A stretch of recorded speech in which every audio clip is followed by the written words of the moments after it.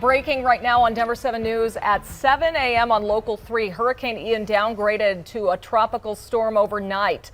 But the storm is now fatal, and other states are now bracing for more damage, wind, and rain to come. Here at home, we're learning more about disturbing allegations against two men working at a well-known soccer club for our youth, how victims are getting help, and advice for parents on how to talk to your kids about potential dangers. Plus, a Colorado school district taking care of their students, teaching them real-world skills, and solving an ongoing affordable housing crisis in our state. Solving two problems with one solution there's here. Big money in the trades if they stick with it. Absolutely. Yeah. Thanks for joining us this morning. I'm Nicole Brady. And I'm Brian Sanders. Want to help you get out the door this morning. Another pretty nice warm day ahead, Lisa. And this is what you're walking out to, though. You can see with that sun now rising, it is bouncing off the buildings there in downtown, and it's a bright start to the day. Now at 7 o'clock, we're looking at upper 50s to low 60s. We have another really pretty more summer-like than fall-like day in store. Winds southwest at around 5 to 10 miles per hour. We'll get into the low 70s, so about 10 degrees warmer between now and 10 o'clock. And then another 10 degrees on top of that, low to even mid 80s for highs today. Denver's going to be right around 85 by 4 to 5 o'clock. Upper 70s near Castle Rock and Parker. More 60s to low 70s for the foothills. Evergreen 72. Now there will be some building cloud cover and a chance for a few isolated storms. Mainly dry though for eastern Colorado today. We'll see a better chance for some showers right here in town tomorrow. We'll take a closer look at this next shot of some fall-like weather here for the 1st of October, Jason, coming up. We have a car on its side where it shouldn't be. Well, I don't think any car should really be on its side. This is going to be along 14th. 14th runs eastbound one way, and you see it crash into a couple of cars right here in Congress Park by Detroit Street. So basically between, let's say, Josephine and York Street coming on over to Colorado Boulevard. So you can go right up to Colfax to get around it. Tow trucks on scene, should be cleared maybe in the next 20 minutes. Take a look at the drive that we have out to the east side of town. We still have some pretty big delays northbound. Take a look from the camera back here at Iliff, and you still see some of those delays going up to Mississippi. Alameda is where the crash is, way over to the side, so the lanes are open, but the drive time is still pretty significant, 25 minutes there coming up. There was another report of a crash back here at Parker Road, but I'm not seeing it now. Almost back to normal on 6th Avenue after a crash we had right near Federal, and still looking pretty heavy on that north side and east side of town along I-70. Well, we do have some breaking news this morning because we now know one person in the U.S. has died because of Ian. The Deltona 72-year-old man went out to drain his pool during the storm and was found in a canal. Ian was downgraded to a tropical storm overnight. Millions of people are still in harm's way. In fact, this is a live look at Jacksonville Beach on the east coast of Florida right now. Ian will push into the Atlantic today and then turn north along Georgia's coastline. Meanwhile, along the Gulf Coast where Ian made landfall, they are waking up to scenes like this in Fort Myers. Impassable roads, a lot of damage and debris scattered everywhere, and several roads were under feet of water. One of the biggest problems right now also is this. A section of the bridge to Sanibel Island has been completely wiped out, cutting off access to the island except by boat. Fire and EMS service crews evacuated people Tuesday night, but anyone who was caught on the other side will have to be rescued. We are seeing some stories of amazing rescues here. Look at this from Orlando. A reporter named Tony Atkins rescued a woman who was trying to drive through severe floodwaters. Oh my gosh. The woman said she was on her way to work because she's a nurse and she felt she had to go do her job, but that's when she got stuck. So we have crews on the ground covering the latest for us right now. Here's ABC's Justin Finch from Tampa. Good morning. As Ian moves out of Florida, the high risk remains for torrential rain, strong winds, and storm surging conditions. Astonishing sights out of southwest Florida, where Ian made landfall as a forceful Category 4 storm, whipping up walls of water in Fort Myers, swamping roads, leaving just the tops of cars visible. Just more than an hour later, those same cars completely covered, the water rising to reach treetops and roofs.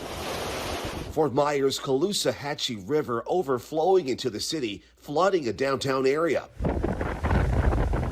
South of that area, Ian's force snatching down power lines in downtown Naples. The Naples Fire Department fighting through floodwaters to rescue this trapped driver. This map showing how much of this area has been flooded by storm surge, with Ian still raging. Christopher Barcia has lived in Naples for nearly 30 years, recording this video as the water creeps up. That house halfway underwater, there goes my car floating away. Inland flooding, the deadliest component of hurricanes for the past 30 years. As Ian loses strength and moves northeast, President Biden warning Floridians. The danger is real, and when the storm passes, the federal government's going to be there to help you recover. Florida under a state of emergency, fast-tracking disaster relief resources. Georgia, South Carolina, and North Carolina also declaring states of emergency, with Ian forecast to move their way in just days. Ian's wind speed tied it at the 5th strongest hurricane to strike the U.S., along with several other storms.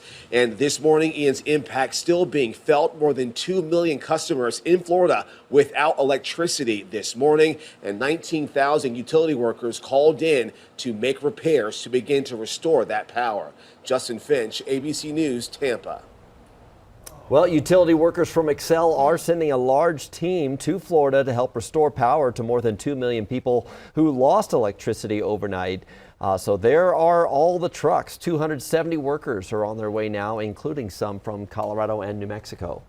The storm is moving up the East Coast, as we mentioned. A state of emergency is in effect as far north as Virginia right now. Georgia, South Carolina, and North Carolina are all bracing for the impacts of Ian. Some breaking news here at home. 2 people were found shot in a church parking lot in Lone Tree. Police have confirmed to us that this was a domestic violence incident. They did not elaborate. Officials say the people were wounded, not dead, and currently there is no threat to the rest of the public. The scene is at the Word of Life Church on Park Meadows Drive near Yosemite. Police say it's still too early to tell if there's any connection to that church, but you may see that crime scene tape still up in that area. 2 Colorado Youth Soccer Club employees are now behind bars, arrested just weeks apart for virtually the same crime. Arapahoe County Sheriff's deputies first arrested 63-year-old Howard Bud Harper on August 10th, accusing him of sharing child pornography through the messaging app Kik. At the time, he was an age coordinator for Real Colorado Soccer Club and had also worked as a coach. Deputies have now arrested another employee of the same soccer club, 54-year-old Alberto Lemus Viers. He's accused of sharing child porn on Facebook. In both cases, the deputy sheriff says the content did not contain any of the soccer club players. Despite both men working for the same soccer club, Sheriff Bartman says it is just a coincidence. A spokesperson for Real Colorado told Denver 7 the men's arrest had nothing to do with the program itself. Both are suspended. Again, right now, investigators do not believe any soccer club members were involved. But if you are a victim, or if you know someone who is, contact the sheriff's office at the number at the bottom of your screen there. Also, for parents, it can be impossible to know the background of everyone your child comes into contact with. So we want to bring you some of the best advice out there from RAINN, the nation's largest anti-sexual violence organization. Says the most important thing you can do as a parent is to just keep an open line of communication with your kids. That can be key to knowing if your child has any reservations or is hearing rumors about a person in a position of trust. It's also important to encourage your child to speak up and to know their boundaries. If you or anyone you know needs to talk with a mental health professional, you can call Colorado Crisis Services.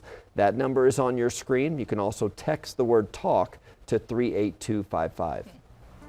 Well, for years as an education reporter, I covered the movement to get students more skills for their careers while they're still in high school. Meanwhile, for years, we've also covered an affordable housing crisis in Colorado. I found out Boulder Valley Schools is doing something to address both those issues. Plans are in motion to build a factory on the campus of Boulder Technical Education Center, where construction will be brought indoors. It starts simple enough. I really like the saw. Learning the equipment. This is called a lathe. I do not know how to spell it. But with every new skill and project, students at Boulder Tech are gaining experience for a career. So why are you interested in construction? I would like to be a general contractor out of high school. These students are already earning OSHA certification and college credit while in high school. It's a great situation that a lot of students are taking advantage of. But future Boulder Tech students will be able to add something even bigger to their resumes, a whole house. Our Boulder Tech students will be able to partner with Habitat for Humanity here in the city and in creating modular units that will be set on site in the north part of Boulder. Modular construction is a growing industry. The city of Boulder sees the potential for it to address an affordable housing crisis. Boulder's been experiencing this challenge for the past half century, basically. The city bought the Ponderosa Mobile Home Park in North Boulder and hopes the modular homes students build can eventually replace aging mobile units. You'd never know these homes were built in a factory.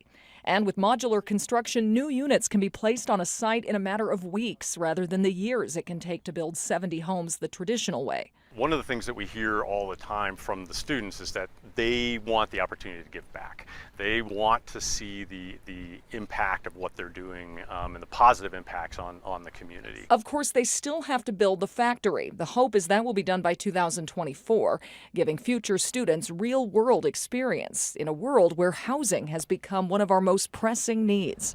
The district and the city are still finalizing an agreement to annex the site on the campus where the modular home factory will be built. There is a community meeting tonight for neighbors to learn more about it.